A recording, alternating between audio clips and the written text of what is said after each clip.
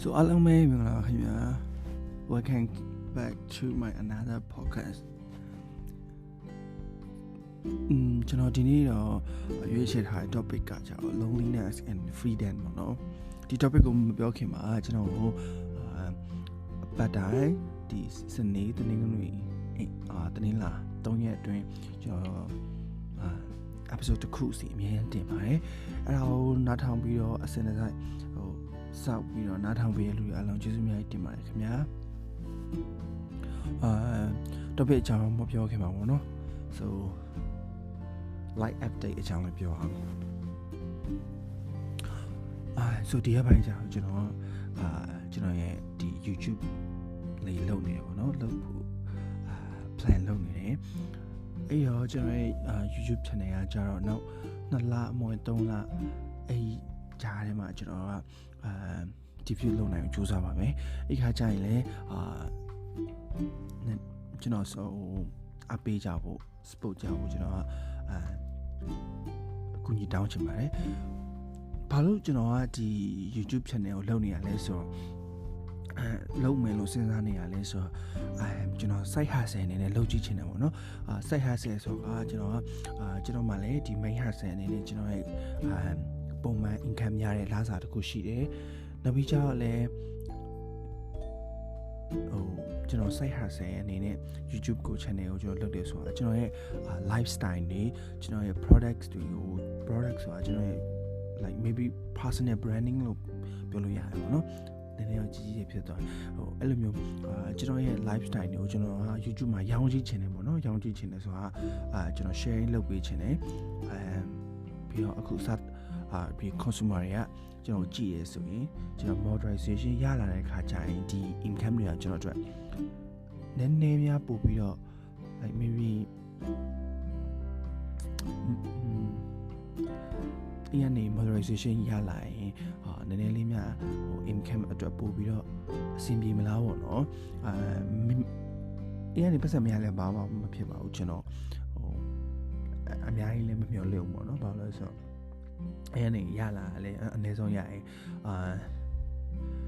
the breakfast အတွက်လုံလောက်ပါတဲ့သဘောပါပဲအဲ့လောက်ပါပဲဗျာသိလားအဲ့ဆိုကျွန်တော်တင်တဲ့ content တွေကိုကျွန်တော်ရဲ့ content တွေကျွန်တော်ရဲ့ lifestyle တွေကိုကျွန်တော်ဒီ YouTube မှာရောင်းကြည့်ချင်တယ်ပေါ့နော်ဆိုအဲ့ဒါမပြောခင်မှာကျွန်တော်အဲ့လို YouTube မှာဆိုတော့ share လုပ်ရမယ်နောက်ပြီးတော့ Instagram မှာလည်း share လုပ်ရတယ် Facebook မှာတော့ share လုပ်မရသေးဘူးပေါ့နော်ဆိုအဲ့ဒါပါပဲ so loneliness and freedom ပေါ့နော်ဒီနေ့ပြောမယ့်အကြောင်းအရာလေးကတော့loneliness and freedom လို့ပြောရင်ပေါ့နော်ဥပမာကျွန်တော်တို့အခုတယောက်တည်းနေတဲ့အခါမှာကြာရင်ကျွန်တော်အိမ်ကနေခွဲထွက်သွားရဲဆိုပါဆိုပေါ့နော်အိမ်မှာမနေတော့ဘူးကိုယ့်ဟာကိုယ်တယောက်တည်းနေမယ်ဒါမှမဟုတ်ဆိုရင်လည်းအိမ်မှာမနေတော့ဘူးကျွန်တော်နိုင်ငံခြားထွက်နေရဲဆိုရင်အဲ့လူတွေအတွက်ကြတော့loneliness ဖြစ်တာလား freedom ဖြစ်တာလားဆိုရင်ခံစားချက်လေးကိုကျွန်တော်ကတော့ဒီနေ့မှာဝေခွဲပြမယ်ပေါ့နော်ဆိုကျွန်တော်ထားပါတော့ပေါ့နော်ကျွန်တော်တို့ဥမာအိမ်ကနေထွက်သွားတဲ့ခါကျရင်ကျွန်တော်တို့အိမ်နဲ့နီးရဲ့နေရာမှာထွက်တယ်အိမ်နဲ့နီးရဲ့နေရာမှာထွက်တယ်ဆိုရင်တော့ကျွန်တော်တို့ freedom ကိုပို့ပြီးတော့ရမှာပါကျွန်တော်အိမ်ကနေအရန်ဝေးရဲ့ကျွန်တော်နိုင်ငံခြားမှာထွက်မယ်ဆိုရင်တော့ကျွန်တော် loneliness ကိုပို့ပြီးတော့ရတယ်ပေါ့နော်ဒါပေမဲ့အဲ့ဒါတွေကျွန်တော်မပြောပြခင်မှာကျွန်တော်storytelling time ပေါ့ကျွန်တော်အိမ်မှာနေတဲ့ပုံစံကြတော့ကျွန်တော်အိမ်မှာဆိုရင်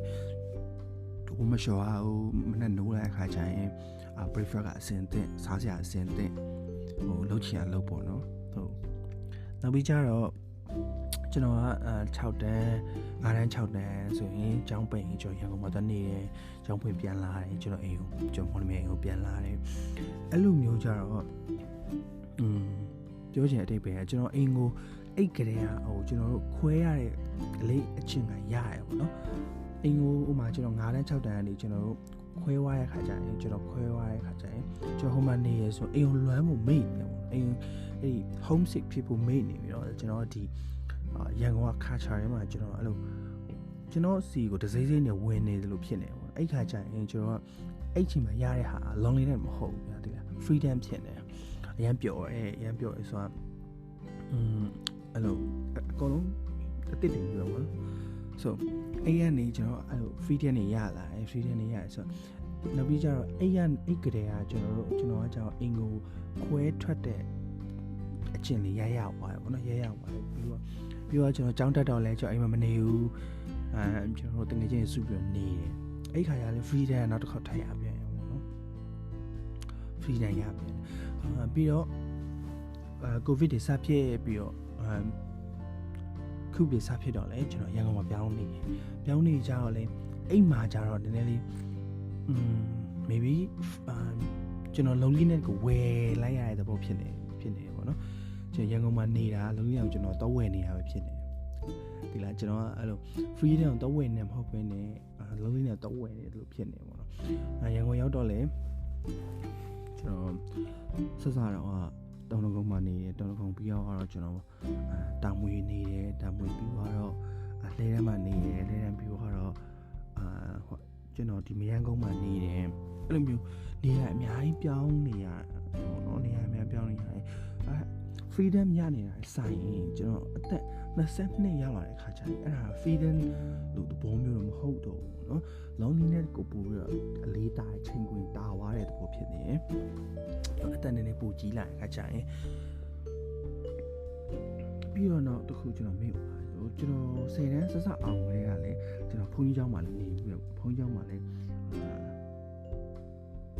3-4လလောက်တော့နေဘူး3လဖြစ်တယ်မယ်3လလောက်တော့နေဘူးလေဆိုတော့ကျွန်တော်မှအဲ့လိုငယ်တော့ရခဲ့တဲ့ freedom အပြည့်ဖြစ်သွားတယ်ဖြစ်တဲ့အတွက်ကျွန်တော်ရန်ကုန်မှာရောက်ပြီးတော့ကျွန်တော်ရန်ကုန်ကိုအကြိုင်းနေမယ်အကြိုင်းဒီမှာပဲခြေချတော့မယ်ဆိုတော့အပေါ်ဖြစ်နေတဲ့အချိန်မှာကျွန်တော်ကြောက်တငယ်ချင်းနဲ့စုနေဆိုအိမ်မှာနေတာကျွန်တော်တငယ်ချင်းနဲ့အိမ်မှာနေတာ freedom ဖြစ်တယ်ဗျာပြောတယ် freedom ခံစားရပါမယ်ဟိုမှာတယောက်တည်းအပြင်ထွက်စားရခါကျရင် loneliness ဖြစ်တယ်ဒါပေမဲ့တစ်ဖက်မှာလည်းကြာတော့ကျွန်တော်ပုံစံနဲ့တခြားလူပုံစံနဲ့ကြိုက်ချင်လဲကြိုက်မှာပေါ့နော်ဒါမကြိုက်ရင်လည်းမကြိုက်ဘူးကျွန်တော်ကအဲ့လိုရုပ်ရှင်ကိုတယောက်တည်းကြည့်ရတာလည်းပိုကြိုက်တယ်ပြီးရင်အဲ့လိုဖဖေးရတစားရခါကြရင်လည်းတယောက်တည်းစားရပူပြီးတော့ကျွန်တော်ကြိုက်တယ်ပြီးတော့အဲ့လို hot pot စားရင်လည်းတခုစားရင်ဖြစ်ပေါ့နော်ကျွန်တော်တယောက်တည်းစားရင်လည်းဘာမှမဖြစ်ဘူးကျွန်တော်အစားတောက်ဒီအတွက်ကျွန်တော်အဲ့လိုတငယ်ချင်းမရှာနေဘူးပေါ့နော်ကျွန်တော်ကြိုက်တဲ့ဟာတွေဆိုရင်ကျွန်တော်မနေ့9နာရီ6နာရီထားပြီးတော့အဲ့လိုတွတ်တန်းစီရယ်ဟိုလေမန္တလေးခောက်ဆိုတော့စားရင်းနေဆိုအဲ့လိုကျွန်တော်တယောက်တည်းတွတ်စားနိုင်တယ်တွတ်စားရဲတယ်ပေါ့နော်တွတ်စားတငယ်ချင်းတွေမလိုဘူးပေါ့နော်အဲ့ဒါ freedom တစ်မျိုးဆိုတော့ဒါကတော့ကိုယ့်ရဲ့စိတ်နေစိတ်ထားတစ်မျိုးလို့ပြောလို့ရမှာပေါ့နော်ခုဖြစ်ပြီးနောက်ပိုင်းကျွန်တော်ရန်ကုန်ကိုရောက်လာပြီးတော့ဒါပေမဲ့ကျွန်တော်လွန်ရရင်တော့အင်ကိုပြန်လို့ရတယ်အိမ်မှာကြာကျွန်တော် loneliness ဖြစ်တော့ loneliness တော့မဖြစ်သေးဘူးပေါ့ဒါပေမဲ့ပို့ပြီးတော့ကျွန်တော်ဝယ်နေပြီပေါ့နော်ဒီ loneliness တွေကိုကျွန်တော်အိမ်ကိုလွန်ရရင်အိမ်ကိုပြန်လို့ရတယ်နောက်ပြီးတော့2020ကျွန်တော်မနှစ်ကပေါ့မနှစ်ကတော့ဒီပြန်စရောက်လာတယ်ပေါ့နော်စရောက်လာတဲ့အချိန်မှာကြောက်တကယ်အိမ်ကိုအရင်လွမ်းသွားတယ်အရင်လွမ်းသွားတယ်ဆိုတော့ဒီမှာအရင်ခက်ခဲတယ်ပေါ့နော်ခက်ခဲတယ်ဆိုတာပထမဦးဆုံးစခံစားရတဲ့ဟာဥပမာကျွန်တော်တို့မှမိဘမရှိတော့ဘူးမိဘမြန်မာနိုင်ငံမှာဥပမာကျွန်တော်လက်ဖြတ်တောင်းဆန်းလူမရှိတော့ကိုယ့်ဟာကိုယ်လုံးမအဆင်ပြေတော့မယ်ဆိုရင်အခြေအနေရောက်လာတယ်နောက်ပြီးကြတော့culture ပေါ့နော်ကျွန်တော်ဒီမှာနေတဲ့ culture တွေကကျွန်တော်တို့ used to မဖြစ်သေးဘူးပေါ့နော် used to မဖြစ်သေးဘူးပြောလေအဲ့လို culture တွေက used to ဖြစ်ဖို့ဆိုရင်လည်းအနည်းဆုံး6လနဲ့တစ်နှစ်စောင့်ပါအဲ့ကိုကအဲ့ culture နဲ့ used to ဖြစ်လားမဖြစ်လားဆိုတော့ကျွန်တော်သိနိုင်မယ်ပေါ့နော်နောက်တစ်ခုကကျွန်တော်တို့ကိုယ့်ဟာကိုယ်နေတဲ့ခါကျရင်ကုန်ကျစရိတ်တွေတွက်လာတယ်ရေဖို့မီးဖို့နောက်ပြီးကျတော့ဖုန်းပေးဖို့ wifi ဖို့အစားတောက်ဖို့ပြီးရင်ကျန်းမာရေးအတွက်စုဆောင်အောင်ပတ်စံဖို့တကယ်ကျတော့ဒီရောက်လာတဲ့ခါကျရင်ကျွန်တော် freedom အပြည့်ရတယ်ပေါ့နော်ဆိုတော့ကိုချင်းချုံမဲ့လို့လည်းမရှိဘူးကိုပြောမဲ့လို့လည်းမရှိဘူးမနဲ့နိုးမနဲ့မထသေးဘူးလားနေပင်ထိုးနေပြီ တည်ရမလားဟိုအိတ်လေအိတ်တဲ့အိမ်မှာဆိုရင်လည်းကျွန်တော်အမြင်အဲ့လိုဖြစ်တယ်ပေါ့နော်အိတ်လေအိတ်ပြန်ပြီးစားရင်လည်းစားပြန်ပြီးထိုင်လည်းထားပြန်ပြီးတွားရင်လည်းတွားပြန်ပြီးဆိုတော့ဟိုအဲ့လိုမျိုးထက်ဆိုင်ကျွန်တော်တို့ကိုမြန်မာနိုင်ငံကအတွင်းကအိမ်ကိုပြောင်းတာအိမ်ကိုလွှမ်းရင်ပြန်လို့ရတယ်ဒီမှာကျတော့အိမ်ကိုလွှမ်းရင်တော့ပြန်လို့မရဘူးဒါပေမဲ့ freedom အပြည့်ရပါတယ်ပေါ့နော်နိုင်ငံခြားရောက်သွားတဲ့ခါကျကျွန်တော် freedom အပြည့်ရပါတယ်ဒါပေမဲ့ freedom အပြင် discount ပါ loneliness ကပါလာတယ်ပေါ့နော် loneliness ကဟို freedom ကိုကျွန်တော်ဝယ်လိုက်ရသွားပြီဆိုတော့ဒါပေမဲ့ loneliness က discount အနေနဲ့အများကြီးပါလာတယ်ပေါ့နော်ပြီးတော့ကျတော့နောက်တစ်ခုကကျတော့ကျွန်တော်နေမကောင်းဖြစ်တဲ့ခါကျရင်ဟိုကိုကျွန်တော်နေမကောင်းဖြစ်တဲ့ခါကျရင်ကျွန်တော် loneliness ကပို့ပြီးခံစားရပေါ့နော်ဆိုတော့ဟိုကိုဖြူစုမဲ့လို့မရှိဘူးကိုဟိုဥမာရိုးနေမကောင်းတာအိမ်ကဥမာအိမ်ကကြည့်မိလို့မရှိဘူးဆိုရင်ကိုဟာကိုစေးတောက်ပြီးတော့အိမ်လဲလို့ရတယ်တကယ်လည်းဟိုကိစ္စကြီးမဖြစ်လာပြီဆိုရင်စေးကန်တွားရမယ်ဆိုရင်တော့ကိုဘေးမှာတရားမှမရှိဘူးပေါ့နော်အားပေးမယ်မရှိဘူးဆိုတော့ကျွန်တော်အိတ်ခါကြရင်တော့ပို့ပြီးတော့ loneliness ကိုပို့ပြီးတော့ခံစားရပါလိမ့်မယ်ပြီးတော့နောက်တစ်ခုကကျွန်တော်တို့future အတွက်ပေါ့နော်အဲ့ freedom ဖြစ်လာတဲ့ခါကျရင်ကျွန်တော်တယောက်တည်းနေလာတဲ့ခါကျရင်ကိုနောက်မှာကိုကြောပဲရှိတယ်ဘယ်သူမှမရှိဘူးလို့ကျွန်တော်တွေးလာတဲ့ခါကျရင်ပတ်စံဆူရမယ့်ဟာပို့ပြီးတော့အရေးကြီးလာရတယ်ပေါ့နော်ကိုယ့်ဟာကိုပတ်စံဆူရတယ်ပတ်စံဆူပြီးတော့ကျမရေးအတွက်ဆူမှာလားအိမ်ဟိုတခြားပညာရေးအတွက်ဆူမှာလားဘာလို့လဲဆိုတော့ကျွန်တော်တို့နိုင်ငံခြားရောက်လာတဲ့ခါကျလူတွေတော်တော်များများအိမ်ကကျွန်တော်တို့ဟိုကျွန်တော်တို့ကိုပို့ပြီးတော့ rely လုပ်တာပိုများလာတယ်ပေါ့နော်ပို့ပြီးတော့အားကိုးလာတယ်အဲ့ခါကျရင်ကျွန်တော်တို့ကဘာတစ်ခုကိုပို့ပြီးတော့တစ်ခါကျရင်ဖြစ်လာလဲဆိုတော့ကျွန်တော်တို့ကဘယ်လို sorry ဟိုသူတို့ပို့ပြီးတော့အမြဲတမ်းကြည်လာရတဲ့ဟာဖြစ်နေတယ်ပေါ့နော်ကျွန်တော်အသက်ကြီးလာလေ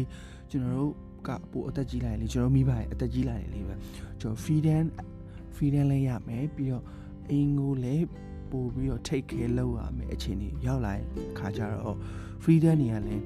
ဟိုပုံမတိုးဝါနိုင်လားကိုကျွန်တော်ပြောတာကျွန်တော်တို့ရတဲ့ freedom တက် freedom ကဟိုမှာ90%ဆိုရင်90%မှာပဲတစ်နေပိုများရပေါ့နော်ကျွန်တော်စူးစမ်းရင်တော့အဲ့ freedom နဲ့ပိုရရင်လည်းရမှာပေါ့နော်အင်ကိုကြည့်ရမယ့်ဟာပိုများလာတယ်ပေါ့နော် freedom ရတဲ့ဆိုင်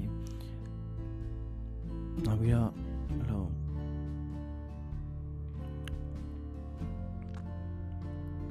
ကျွန်တော်ရှေ့မှာပြောရဲလို့ပဲလေကျွန်တော်ဒီမှာနေရဆိုရင်ကျွန်တော် freedom အပြည့်ရတာကျတော့ကျွန်တော်ကြိုက်တာကျွန်တော်ဝယ်ချင်တဲ့ဟာကိုကျွန်တော်ဝယ်ရင်ကျွန်တော်အိမ်ကိုကျွန်တော်မေးစရာမလိုဘူးကိုပတ်စံနဲ့ကိုဝယ်လို့ရတယ်ပေါ့နော်ကိုဝင်ငွေနဲ့ကိုဝယ်လို့ရတယ်ပြီးတော့ဟိုကိုစားချင်တာကိုလှုပ်ချင်တာအကုန်လုံးလုပ်လို့ရတယ် freedom လုပ်လို့ရတယ်ကိုပေါင်းချင်တယ်ပေါင်းလို့ရတယ်ကိုမပေါင်းချင်ဘူးဆိုလည်းမပေါင်းလို့ရတယ်ဗျာအဲ့လိုမျိုးဆိုတော့ဒါပေမဲ့ loneliness ကကြတော့ကျွန်တော်ဥမာကျွန်တော်တစ်ခါကြရင်တော့ဖြစ်ပါတယ်ဆိုတော့ဥမာငါတော့အလုပ်လုပ်နေတာငါတငယ်ချင်းတွေကကျွန်တော်ပျော်နေပြီဆိုတော့ဥမာတချို့လူတွေထင်တာကျတော့ဥမာနိုင်ငံခြားရှင်မှာရှိလူတွေကဟို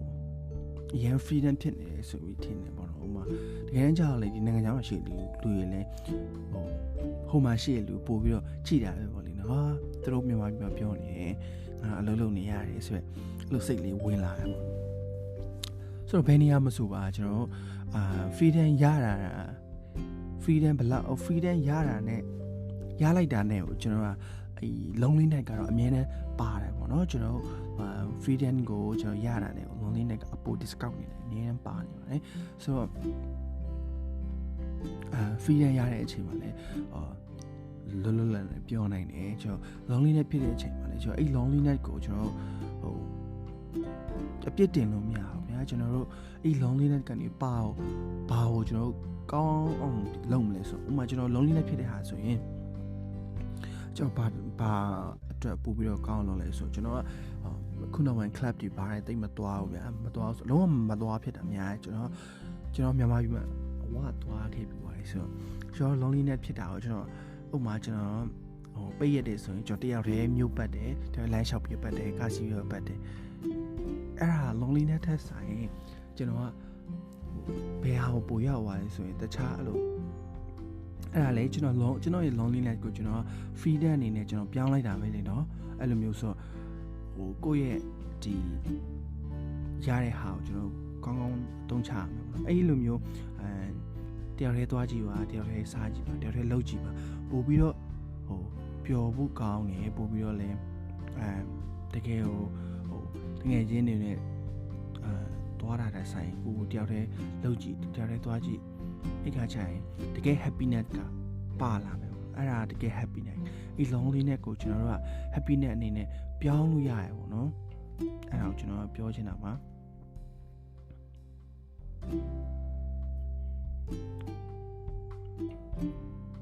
ဆိုတော့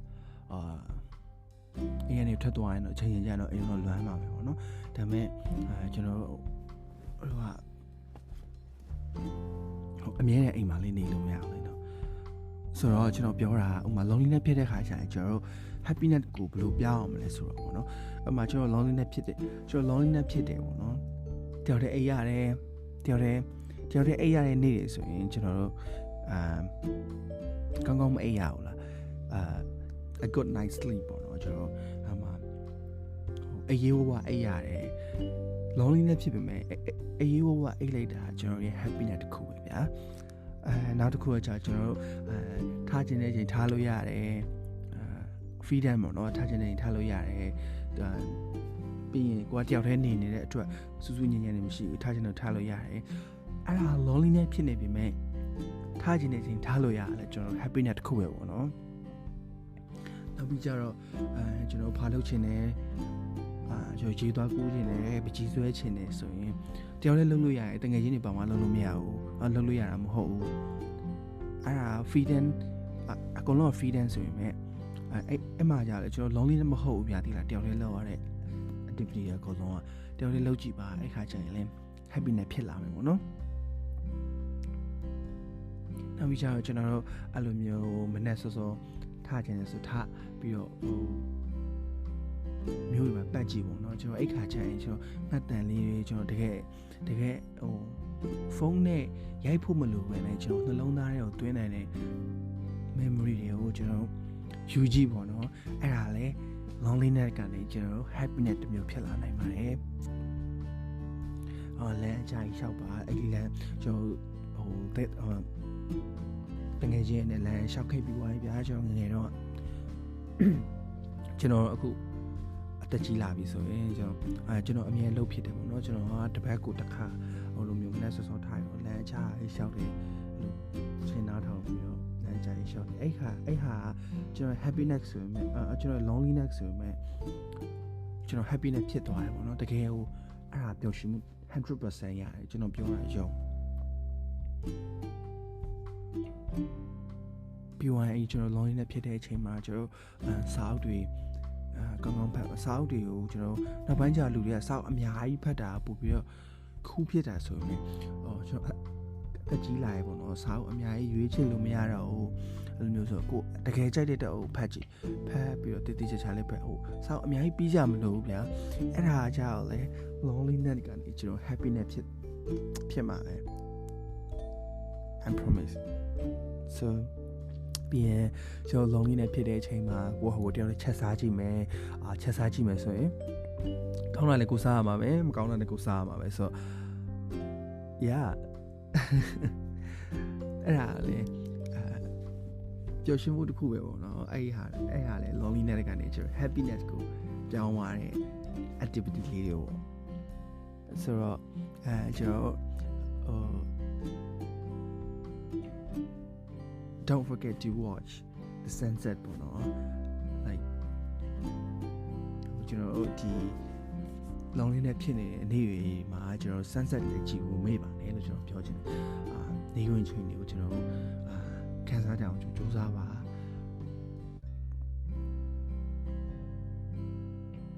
ပြီးတော့ကျွန်တော်တို့freedom ရတာနဲ့အတူတူ